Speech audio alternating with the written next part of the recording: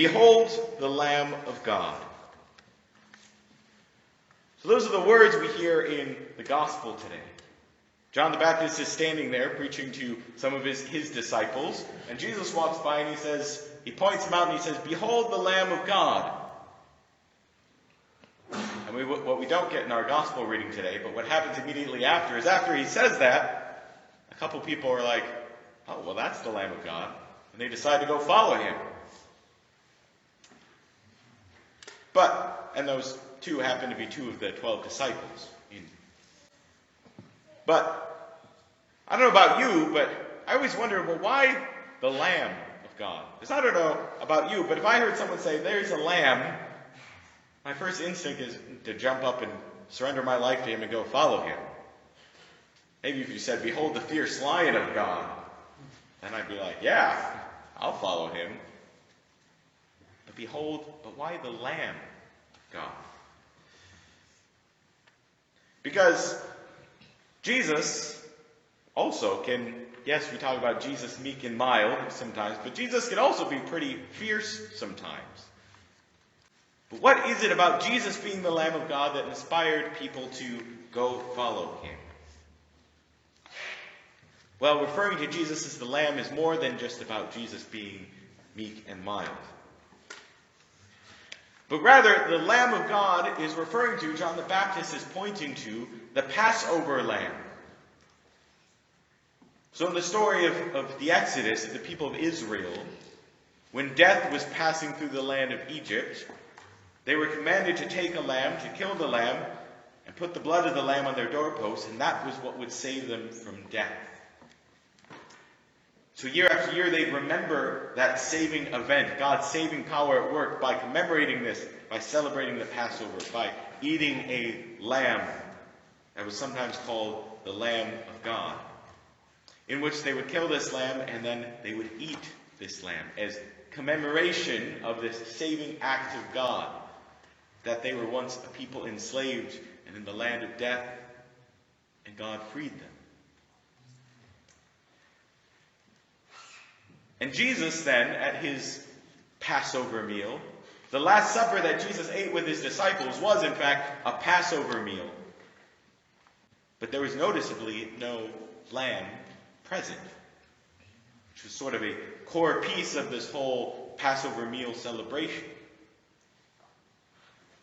But instead, Jesus says, "Take this, all of you, and eat it. This is my body, which is given up for you. Take this. This is my blood poured out for you." In other words, Jesus is putting himself forward as he is the Lamb of God that is given. That he is the saving lamb, the lamb that's slaughtered, that saves from death, that it's his blood that we're saved from death and set free, liberated from our enslavement.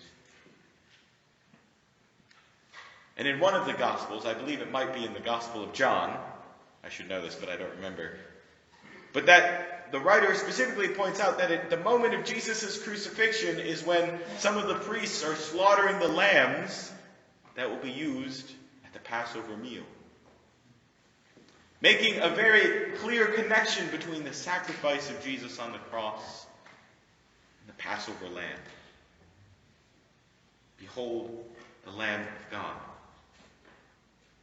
See, that Jesus is the Lamb of God that is broken for us.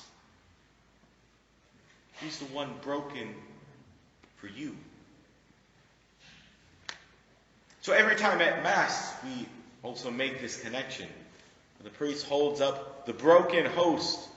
It says, "Behold the Lamb of God. Behold him who takes away the sins of the world." All that leads to death and enslavement. Blessed are those who are called to the supper of the Lamb. And notice also it's, "Behold him who takes away the sins of the world." Not just the one who takes away the sins of the chosen people of Israel, a select group of chosen people of God, but who takes away the sins of the world, the whole world. Each and every one of us are invited to this, that God becomes broken for you. And that's worth letting sink in. That God, who is all-powerful, almighty, all-knowing, ever-glorious in his majesty, who created all things, who's in all things, yet transcendent of all space and time, it's him who becomes broken, is broken, for you.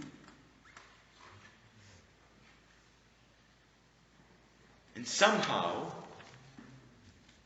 that is what reveals the deepest depths of who God is. In the Gospel of Mark, if you follow it through, if you read it through, all throughout it, Jesus keeps doing these miraculous things, healing people, and so on and so forth. And then he oddly keeps telling people, don't go tell a bunch of people about it. At least not yet. Because people keep misinterpreting who this Jesus is until the end of the Gospel of Mark, as Jesus dies on the cross and breathes his last breath. There's a Roman soldier standing there who says, surely this is the Son of God. That what the Gospel of Mark is getting at is that somehow we can't fully understand who Jesus is. This is why Jesus wanted people to wait to reveal who he was. That the fullness of who he is can't be understood until we see him broken on the cross. That this Roman soldier who, it doesn't say, but perhaps didn't see any miracles of Jesus or any healings of Jesus or heard the preaching of Jesus, or maybe he did, but it wasn't at any of those moments that he said, surely this is the Son of God. It was at the moment as Jesus breathed his last, was broken and dead on the cross, he said, surely this is him. This is the Son of God. That somehow it's that. The God who is broken for us is the fullness of revelation, of understanding of who God is. And that there is a tremendous power in God's brokenness. We've discovered in our advanced technology that in the most fundamental level of the physical universe, that if we break the fundamental building block of all of physical reality, the very atom itself, to break that, there's a tremendous power in that. Nuclear power, atomic power, but also very destructive power. So to go even deeper to the fundamental part of reality, to the very Creator himself, from which all creation flows, that in his brokenness, there's an even more tremendous power.